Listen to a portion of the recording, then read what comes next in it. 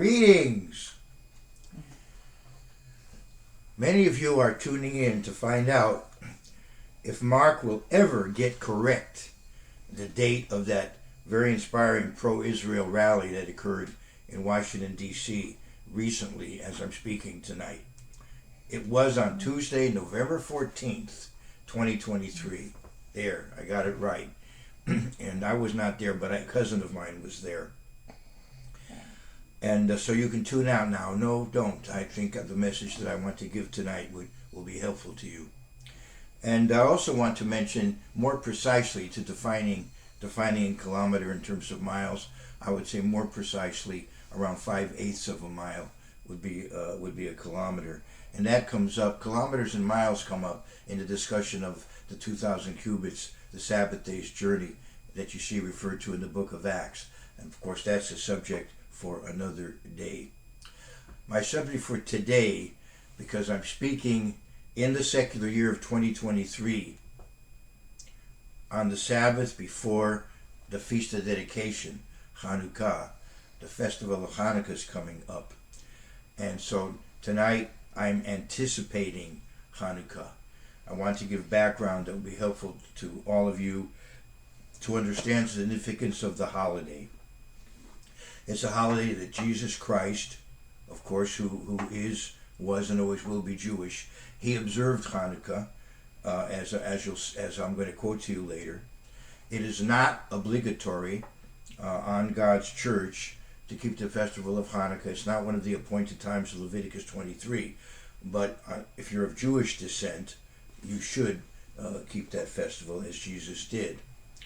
Now, what if you're not and you still want to celebrate it because it's a part of church history?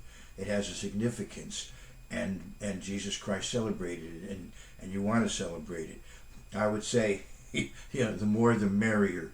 If you want to, if you're non-Jewish and still believe Hanukkah ought to be a part of your, your practice, then do so, as long as you don't use it as a way to kind of elevate yourself above others who aren't doing it. And I can say more about that if the need arises. Now, I understand that in Hebrew we go right to left, but that's not why I'm starting in the back of the Bible. I'm starting, though, in the book of Revelation. And in Revelation 3, we will, of course, beginning in even in the first chapter, we have reference to the 7 churches on the mail route in Asia Minor, and beginning with Ephesus and ending with Laodicea. And we have the churches described in Revelation 2 and 3.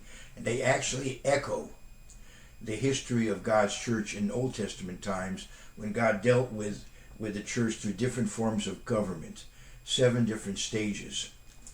And the churches pictured here echo that. And so we come to the 6th era of God's church in Old Testament times, which was where a family of priests, the Hasmoneans, a family of priests, were running the country, and ultimately they took upon themselves the role of king, until such time as the Davidic monarch would be revealed, the Messiah, who must be Davidic. But for the time being, we had people who were kings and priests running the country, and this goes back to the priest Mattathias, who led the rebellion against the tyrant, the foreshadowing of the Antichrist, Antiochus Epiphanes, who I'll refer to later. I plan to. So the Maccabean time and the time coming after it, the Hasmonean dynasty. This is pictured in the Philadelphia church here in Revelation, in verse 7 of Revelation 3. And to the angel of the church in Philadelphia write, these things says he who is holy, he who is true, he who has the key of David, he who opens and no one shuts, and shuts and no man opens. I know your works. Say, I've set before you an open door, and no one can shut it. Under the Hasmonean dynasty, the Jews became a regional power. If you're going to be in the land of Israel, you're going to either be a power or a doormat. Right now, of course, I'm speaking at the time of a horrific war going on in the Middle East, and the state of Israel has decided, it's more than not being a doormat. Their very existence is at stake. So this is a war that they have to win to exist. The one I'm talking about now in the winter of 2023. And back in those days, God did bless the house of Judah, where they did become a regional power. I know your works. I have set before you an open door, and no one can shut it, for you have a little strength. You know, they began with a small guerrilla band against a mighty empire, but they were victorious. And then this small nation in the eastern Mediterranean began to expand, if you study the history of that period. For you have a little strength, and have kept my word, and have not denied my name. So when there was this vast apostasy going on, there was a reaction against it, and a new zeal that took hold of the people. And it petered out over time, but it was there. And it was a period which led to the festival of dedication. And events took place there at that time in history that are prophetic. They're important to understand because they will reveal, they will help us to understand end time events whenever they occur. As we get closer to those events, I believe our understanding will grow. And those of us who experience those events, we will know what's going on. And I just want to briefly refer to 2 Thessalonians, the 2nd chapter. Here it speaks of the Antichrist. And then 2 Thessalonians 2:8. And then the lawless one will be revealed, whom the Lord will consume with the breath of his mouth and destroy with the brightness of his coming. Epiphania. The brightness of his coming. Remember, Antiochus called himself Epiphanes. He was the illuminated one. He was the, God incarnate. Antiochus Epiphanes. And he set up the abomination of desolation. And that was a forerunner of what will yet happen. And I am, waiting as others are, as time goes on, to understand this more effectively as we get closer to the event. And of course, I don't know when that's going to be, but I do believe as we get closer to the event, God will reveal more understanding to his people about that. And we need to have the historical background. And the festival of Hanukkah, if you read about it, does give you that historical background. So let's go now to another prophecy related to that, and that is Mark 13. In the Olivet prophecy, in Mark 13:14, Jesus says, "So when you see the abomination of desolation spoken of by Daniel the prophet, stand where it ought not." And then it says, let the reader understand. Then let those who are in Judea flee to the mountains. When Antiochus set up that abomination, it was time to get out if you were a Torah observant Jew. But your flight was in winter. And that's a bad time to flee. It's cold, it's rainy. What are we supposed to pray? That our flight be not in winter, nor on the Sabbath day. The Sabbath day also plays a role in the history of the Maccabean revolt. You could study into that. And our flight will not be in winter next time, because we're going to be praying about it. And it's possible for the flight not to be in winter, because if it's spring in the northern hemisphere, it's autumn in the southern hemisphere. If it's autumn in the southern hemisphere, it's spring. I'm sorry, am I saying that right? If it's spring in the northern hemisphere, it's autumn in the southern hemisphere. If it's autumn in the northern hemisphere, it's spring in the southern hemisphere. So our flight does not need to be in the winter as it was then. And now I want to go to Matthew 24 and the 15th verse. Matthew 24 and the 15th verse. I have to flip one more page over. And some of you are already there because you're using devices. Okay, so, therefore, when you see the abomination of desolation spoken of by Daniel the prophet standing in the holy place, whoever reads, let him understand. Then let those who are in Judea flee to the mountains. So you want to have the historical background of what happened back then.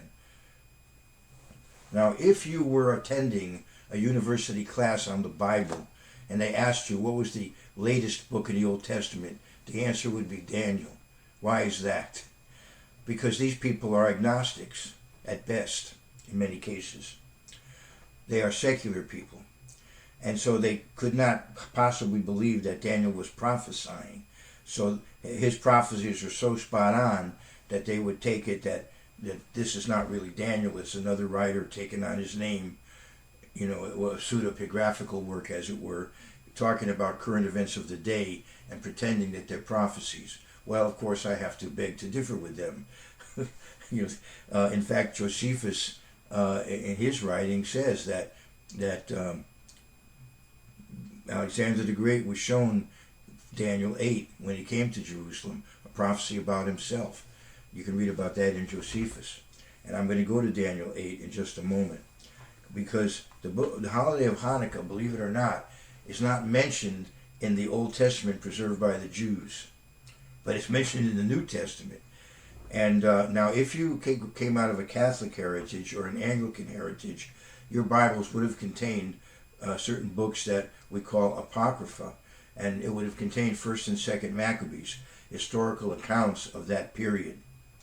So you would have more of a background on the history of Hanukkah, because it's part of. These are deuterocanonical books that are included by Catholics, as far as I understand, in their Bible, and also, I believe, by Anglicans. However, the Jewish Old Testament does not include 1st and 2nd Maccabees, and the Protestant Old Testament does not include 1st and 2nd Maccabees. But, although Hanukkah is not mentioned by name, the events that led to that festival are prophesied in the book of Daniel. And I want to go to the abomination of desolation prophecy in Daniel 11, because Jesus said, we need to be aware of it, and it does lead to the festival of Hanukkah. So I go to Daniel 11, and of course there's so much there, but I want to go to verse 31 when I get there. I deal with two versions of the Bible. The one that is generally used by English-speaking people has one order of books, and then there's the Jewish order, which is a different order of books. So I'm going between these different orders. But anyway, in Daniel 11, and I want to go to verse 31, this prophecy about Antiochus, and 4 things that happened under his reign, this tyrant. Verse 31, and forces shall be mustered by him. So we have foreign occupation of Jerusalem, Gentile occupation of Jerusalem. And they shall defile the sanctuary fortress. So these Gentiles come into the temple itself and make it ritually impure. And they actually set up an idol. And then eventually they even have a sacrificial ritual where they sacrifice a pig to it. But first they set it up, it's there for a while, and then finally on the birthday of the sun god, I believe it is, as well as Antiochus, I think, celebrated his birthday on the birthday of the sun god, which is the Yuletide season. Anyway, and forces shall be mustered by him, and they shall defile the sanctuary fortress. Then they shall take away the daily sacrifices. So the sacrifices were stopped. Before they did their hideous sacrifice, they stopped the regular sacrifices for a period of time, extended period of time, as we'll see later. And then finally during that time they set up an idol, and then finally they sacrificed to it.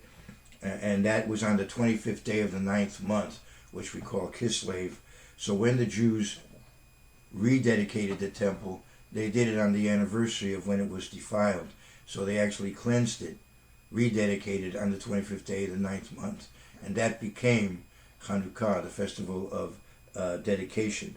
Now, either this was something that happened, and then they looked back in Daniel 8 and they said, wow, we fulfilled prophecy. Or maybe it was a self-fulfilling prophecy. Maybe they had Daniel 8 and they decided, well, based on Daniel 8, we will rededicate the temple at the same time as it was defiled. It was a self-fulfilling prophecy or something they recognized in retrospect. Anyway, so let's go to verse 31. And forces shall be mustered by him, and they shall defile the sanctuary fortress, and they shall take away the daily sacrifices, and place there the abomination of desolation. So that's the fourth and final hideous event that takes place there. And at that time, many Jews sided with the Hellenizers. They sided with Antiochus. You know, these were the Quislings, the Benedict Arnolds, and so on. Those who do wickedly against the covenant, he shall corrupt with flattery. You know, there were goodies to be had by those who compromised. Those who would do wickedly against the covenant, she shall corrupt with flattery. But the people who know their God, shall be strong and carry out great exploits. These were the Maccabees, who became the Hasmonean dynasty.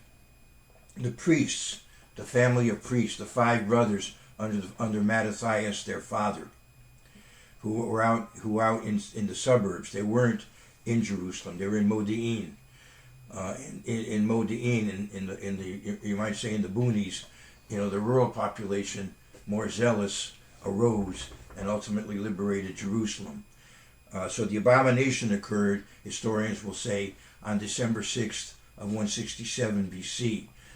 And the cleansing occurred on the secular calendar, as historians will say, on December 14th of 164 BC. And those particular years, you know, those dates came out on the 25th day of the 9th month on the Jewish calendar, the sacred calendar. Are you with me?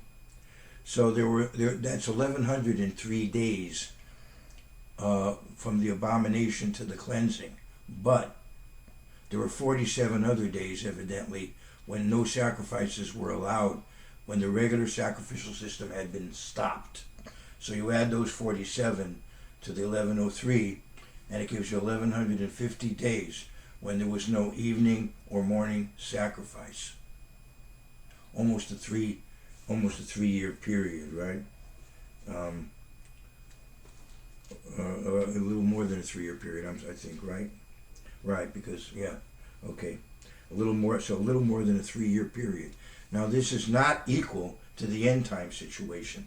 If you look at Daniel 12, there you see numbers of days for the end time fulfillment. This was the first prophetic fulfillment. This was the type of the antitype that will occur before the second coming of Christ. So there are 2. There's the abomination that occurred in the time of Antiochus, and then there's that final abomination, and the days don't work out the same. Daniel 8 is for that time, as we'll see in a moment. But if you want to count days, you know, for the end time, you have to go to Daniel 12 on that. And forces shall be mustered by him, and he shall defile the sanctuary fortress, and they shall take away the daily sacrifices, and place there the abomination of desolation. Those who do wickedly against the covenant, he shall corrupt with flattery. But the people who know their God shall be strong and carry out great exploits. Now the next verse is probably talking about the New Testament church, verse 33. I want to go now to Daniel 8. And here you have a prophecy that does lead up to the events that brought about the festival of Hanukkah. In the 3rd day of the reign of King Belshazzar, a vision appeared to me, Daniel. So Belshazzar was ruling the country probably jointly with his father. I believe his father was Nabonidus. And I think you could have differences of opinion as to what is meant by the 3rd year here, but when historically it is. But Persians had conquered Babylonia. They conquered Babylonia in 539, but before they did, Belshazzar was ruling jointly with his father. And of course, Belshazzar had that festival in Daniel 5, and saw the handwriting on the wall. And that very night, of course, was the end of his kingdom. You could read about that in Daniel 5. But this is in the 3rd year of his reign. So this is before the fall of Babylon. In the 3rd year of the reign of King Belshazzar, a vision appeared to me, Daniel, after the one that appeared to me the first time. He had a vision in the 7th chapter, which you can go and read. I saw in the vision, and it so happened while I was looking, that I was in Shushan, the citadel, which is in the province of Elam, and that would today be, I believe, in present-day Iran. And I saw in that vision that I was by the river Ulai. Then I lifted my eyes and saw that there standing beside the river was a ram, which had 2 horns, and the 2 horns were high, but one was higher than the other, and the higher one came up last. So we have the Medo-Persian Empire, and it was dominated ultimately by the Persians. So they were that higher horn that came up after. I saw the ram pushing westward, northward, and southward. He comes from the eastern part of that world, and then he pushes westward, northward, and southward, so that no animal could withstand him, nor was there any who could deliver from his hand. And he did according to his will and became great. As I was considering, suddenly a male goat came from the west, across the surface of the whole earth without touching the ground. Rapid. See, the Persians had huge armies. Sheer mass, like the lumbering bear. They're pictured by the bear in the Daniel 7. On the other hand, the Greco-Macedonian Empire are pictured by the leopard or the panther. They pounce, they're quick. One of the formulas for military victory is based on the principle in physics. Force equals mass times acceleration. F equals ma. There was a Confederate general who used to say, I'll paraphrase, you've got to get there first with the most. So it's not only force, but mobility. You can use force even more effectively if it's very mobile. And the Greeks were good at that. So anyway, I go on to talk about the Greco-Macedonian Empire pictured here by this male goat. I'm in verse 5. And as I was considering, suddenly a male goat came from the west across the surface of the whole earth without touching the ground, and the goat had a noble horn between his eyes. Alexander the Great. Then he came to the ram that had 2 horns, which I had seen standing beside the river, and ran at him with furious power. And I saw him, you could imagine the ego that Alexander the Great had if they showed him this prophecy, how impressed he would have been. And evidently he left the Jews alone.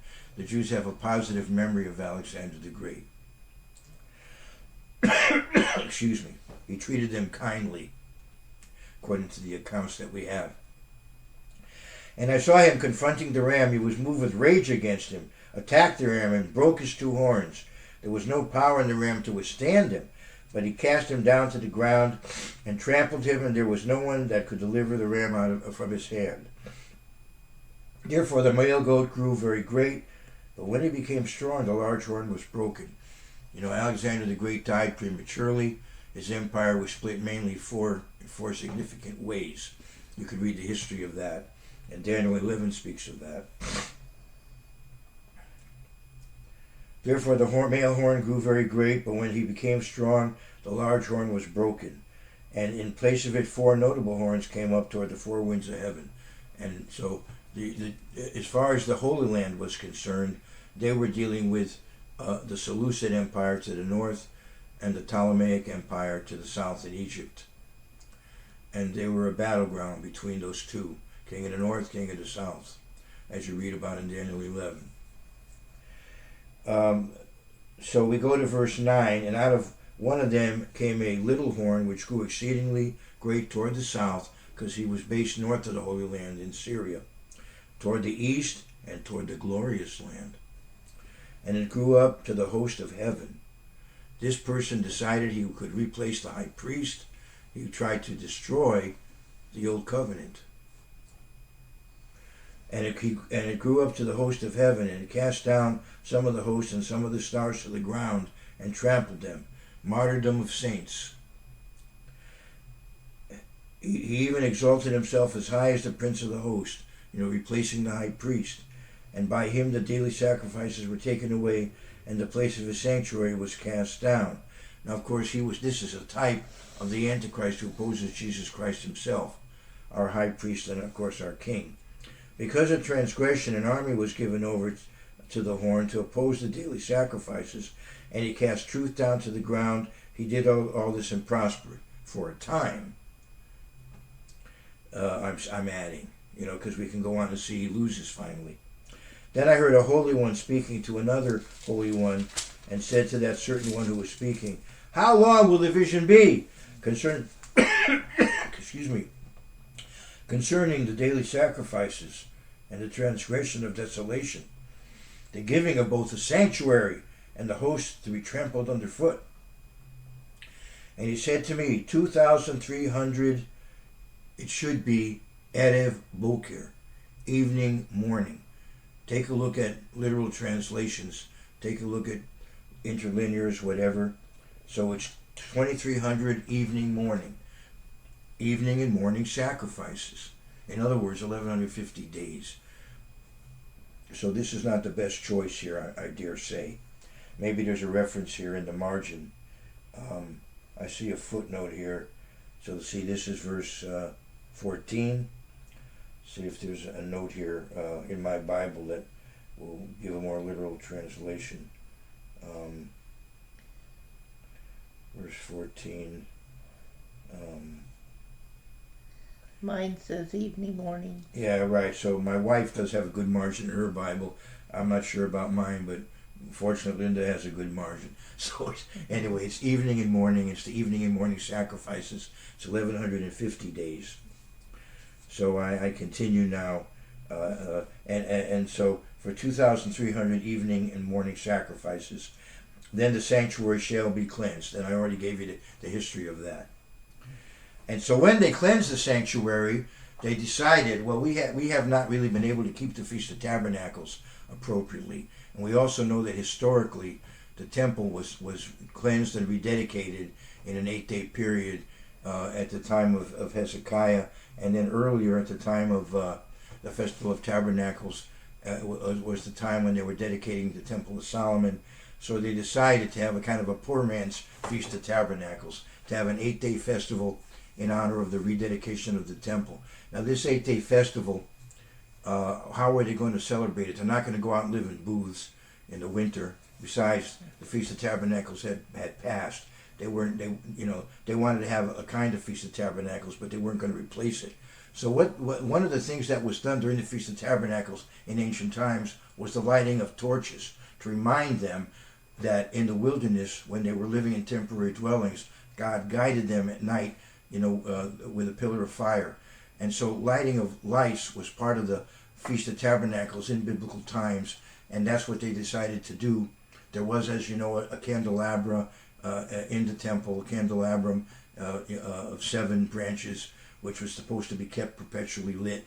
And so they relit it, and they would light a specific candelabrum dedicated to the festival of the Hanukkah menorah, which Israelis call the Hanukkah, the Hanukkah menorah. And it has actually 9 branches, because we have 8 candles, and then we have a servant candle, a shamash, that lights the other 8. That's been the tradition for many, many years.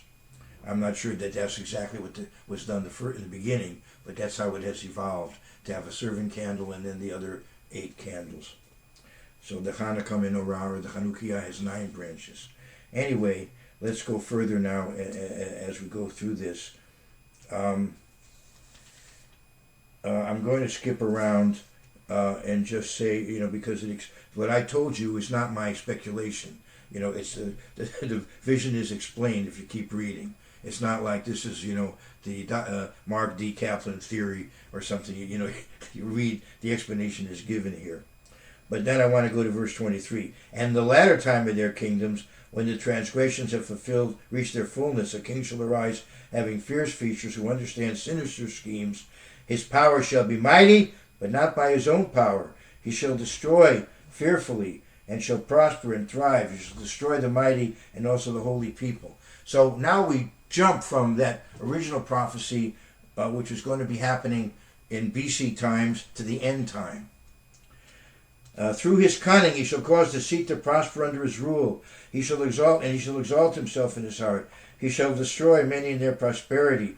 He shall even rise against the prince of princes. He's the Antichrist.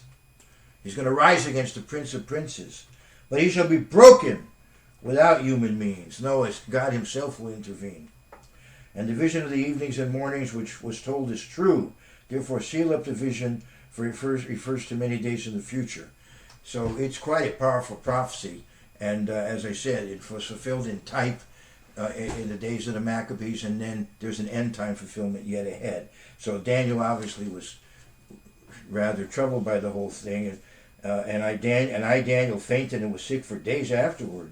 Sick for days. Afterward I arose and went about the king's business. I was astonished by the vision, but no one understood it. So I guess he did share it with others. After all, it's in the Bible now, and they, well, how could they know what it was about? It was going to happen long after their time. But it's in the Bible so that it would be very inspirational to the Maccabees, and of course it's now for us to understand. And the Maccabees were probably also inspired by Psalm 149, which talks about the victory of the Hasidim, the victory of the pious ones, the saints, those who have chesed, who have loving kindness. These are the Hasidim, the pious ones, the saints. Many of those who supported the Maccabees in their revolt against Antiochus were called Hasidim, or sometimes are called Hasidians in secular history, the Hasidians. And I believe they were inspired by Psalm 149, talking about the victory of the saints. So this is some historical background for this festival. The Jews decided that they ought to be keeping this festival year after year for 8 days. And as I said, the practice that has become standard is to light a specific, Hanukkah menorah or Hanukkah, and for the 8 days. And it was decided ultimately that we should begin with 1 and go then to 8 at the end of the festival. Going higher and higher and higher, and using the shamash to light the other 8. So we have a 9-branch candelabrum or candelabra. Either term, I guess, could be used. I want to say that from a Christian perspective, the Hanukkah menorah it can be symbolic of the New Testament that we have in front of us, because we only have 8 specific authors mentioned of the New Testament, and they were all inspired by Jesus Christ, who is the greatest of the servants, as he said. So we have the shamash candle picturing Jesus Christ, which lights the other 8, and so he inspired the 8 authors that we have listed of the New Testament book. So in some ways, for the Hanukkah or the Hanukkah menorah is also symbolic in that sense of the New Testament. And speaking of the New Testament, I want to go to John 10 and verse 22. Now that I've given you the background, we'll go to the 10th chapter of John. And at this point in time, I think we're nearing the bicentennial of those events. I remember in 1976, we had the bicentennial of the July 4th beginning of the United States. So 164 BC, and then we go to in the 30s AD, and so it's almost the bicentennial of those events. And so anyway, we're in John 10 and verse 22. Now it was the feast of dedication, and it was winter.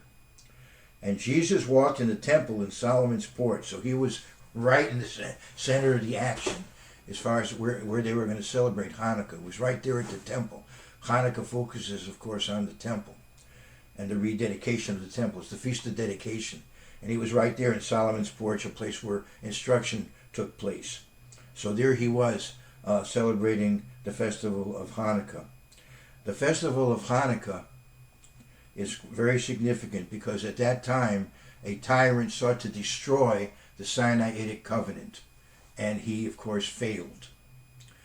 In the end time, an even greater tyrant, greater in the sense of worse, an even more severe tyrant is going to, in terms of the harm he's going to cause, is going to rise up and try to destroy the new covenant, and of course he will fail, because God is going to directly intervene and conquer the Antichrist and his forces, and he will then set up the kingdom of God on earth.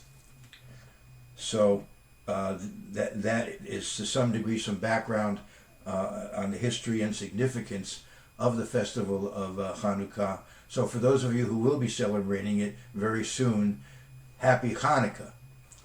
And for everyone listening, all the best to you and yours.